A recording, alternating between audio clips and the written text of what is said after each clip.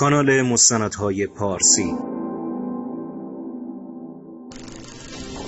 The region that constitutes modern-day Iran has been a center of civilization for thousands of years and played a key role in the development of the modern world. Despite this, their contribution is relatively unknown, as are the powerful and prosperous empires which sprang up centered on this area. From the Proto-Iranian Elamite civilization in the 3rd millennium BC to the Shia Safavid dynasty of 4,000 years later, the administrative structures developed in this region have remained almost the same for many centuries. In this video, we shall examine how the Persian reputation for good administration came about and what it consisted of. Welcome to our video on the administrative prowess of the Iranian empires. The ancient city of Susa was first inhabited in the mid-5th millennium BC, and became part of one of the first human civilizations, along with the Sumerians and pre-dynastic Egyptians. It is likely that the very first traditions of Iranian administrative prowess were seeded during this era, and were developed in the centuries after. The subsequent Elamite civilization, centered on Susa and Anshan, was also one of the oldest empires in history, consisting of 5 sub-kingdoms under the rule of the Elamite High Monarch, and possessing one of the first noted administrative bureaucracies ever known. Their government consisted of 3 layers of authority. Provinces were ruled over by a governor, known as a Halmanik, who were in turn overseen by a royal viceroy, or Sakanakern, who was then a subject to the king of Elam himself. The Elamites also developed a system of underground irrigation canals, and a language which was so efficient it would be used for thousands of years in the region. Around 1000 BC, the Aryan migration into the Iranian plateau changed the balance of power in the region. One of these groups, the Medes, eventually created a formidable empire with its capital at Ecbatana, literally place of assembly. In 612 BC, the Medes, together with the Babylonians, finally crushed the Neo-Assyrian Empire at their capital Nineveh and became one of the dominant powers. Administratively, the Medes would leave a rich legacy. They sought to regularize relations in society and ensure that citizens would be part of a unified state rather than separate and inconsistent factions. They also employed a federated system of governance, which assisted with the multi-ethnic and multicultural nature of their empire, all united under the Median king. Most importantly, the Medes laid the foundation for a professionalized, adaptable bureaucracy by employing 2 main principles: elaborate training and apprenticeships for candidates, and specialization, so that administrators could become experts in their specific field. Whilst nobility and magi were the main source of bureaucrats in the Median Empire, commoners with exemplary skills were not excluded. In the mid-6th century BC, Cyrus the Great led the Persians from their homeland in modern Fars, and eventually defeated the Median king Astyages in 559, beginning the creation of the mightiest empire the world had seen up to that point. Stretching from Macedonia in the west to the Hindu Kush in the east, it was clear that a new and reformed administrative bureaucracy was needed to manage this vast empire, which Cyrus and Darius instituted expertly. While Cyrus obviously played a central role in creating the First Persian Empire, and was a military genius, charismatic leader and statesman, his successors also played a key role in keeping the empire dynamic and ready for any test. His son Cambyses took the mantle of Great King and pioneered several key aspects of the large state bureaucracy, such as ambassadors and intelligence agencies.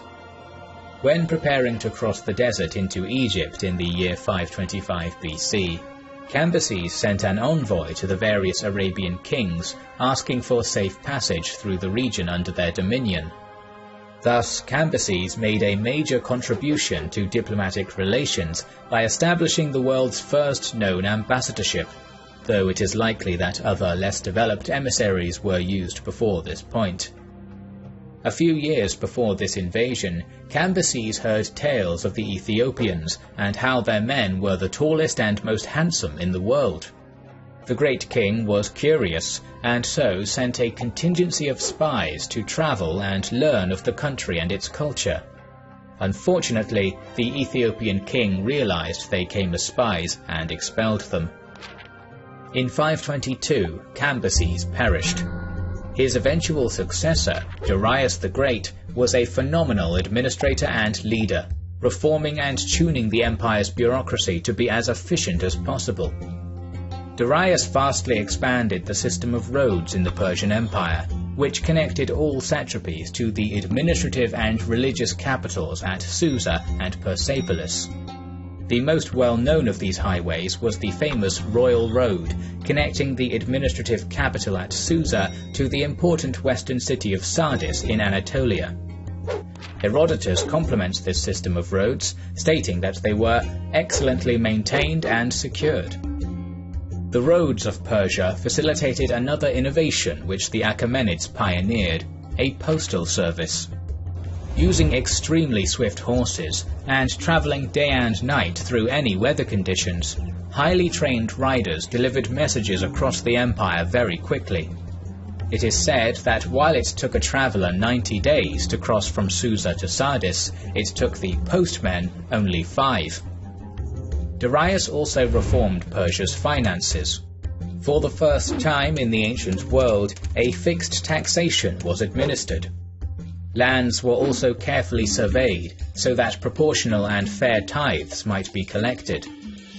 In addition to the taxes, tribute was fixed on conquered peoples, except for the Persians themselves. They instead provided the empire with elite immortals, military commanders, and administrative leaders. The monetary reforms included establishing a universal coinage system, which replaced the barter system empire-wide.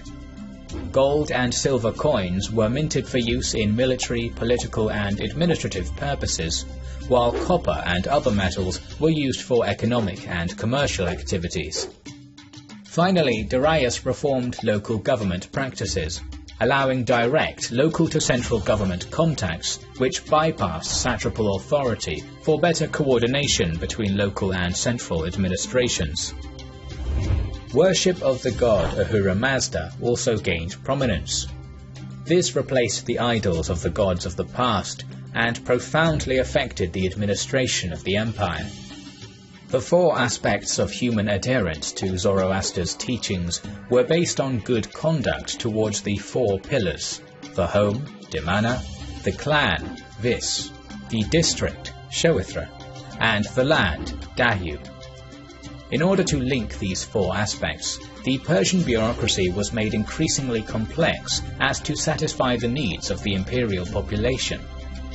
Because of this, the administration aimed to provide public services which would do good and improve the lives of the citizens. This emphasis on doing good was promoted further by the aspect of duality present in Zoroastrianism: good and evil, light and darkness, where evil was an adversary of God and his ways. In modern society, it is assumed that good policy designed to benefit the people is a given and should be implemented, but this is only a relatively recent phenomenon based upon the Achaemenid example 2,500 years ago.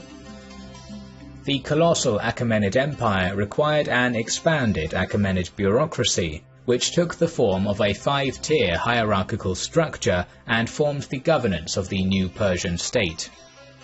The great king sat at the peak of this pyramid from which all power flowed. He had supreme authority and recognized no equal on earth.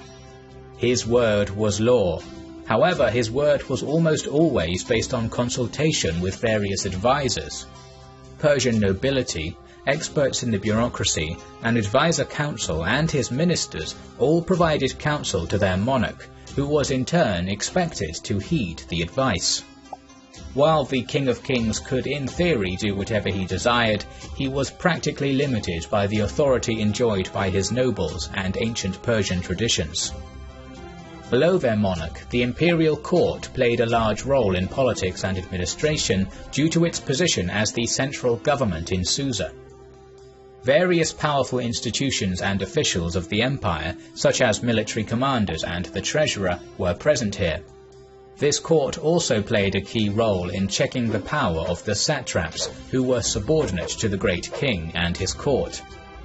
The satraps were governors of the various provinces, and possessed tremendous power in the internal administration of their satrapy. They were mainly appointed from the high Persian nobility, but in some cases local rulers were appointed to govern their own regions. The responsibilities of these provincial leaders included maintenance of law and order, oversight of civil administration, tax collection, and levying satrapal troops in the case of war. A reliable satrapy had more autonomy, whereas a rebellious satrapy such as Egypt would be more tightly controlled and its privileges would be removed.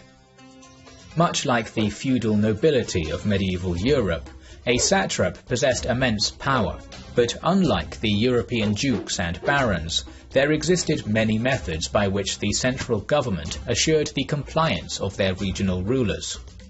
While the satrap was in full control of their satrapy's civil administration, a centrally appointed military general was assigned to command and oversee the provincial military levy. This lessened the chance of any rebellion, as there was a much lower chance of both the satrap and the appointed commander revolting. Various positions within the satrapy royal court were also agents of the great king. The Eye of the King station essentially functioned as a legal extension of the monarch's will and functioned as a sort of state attorney, whereas the Ear of the King was the Inspector General of a satrapy and would check for any mismanagement or corruption before reporting his findings. Perhaps the most authoritative position of central government control in the satrapies were the king's secretaries. They functioned as a direct and independent link between the king and the satrap, as a monitor to check the satrapal court and administration, and as a model bureaucrat.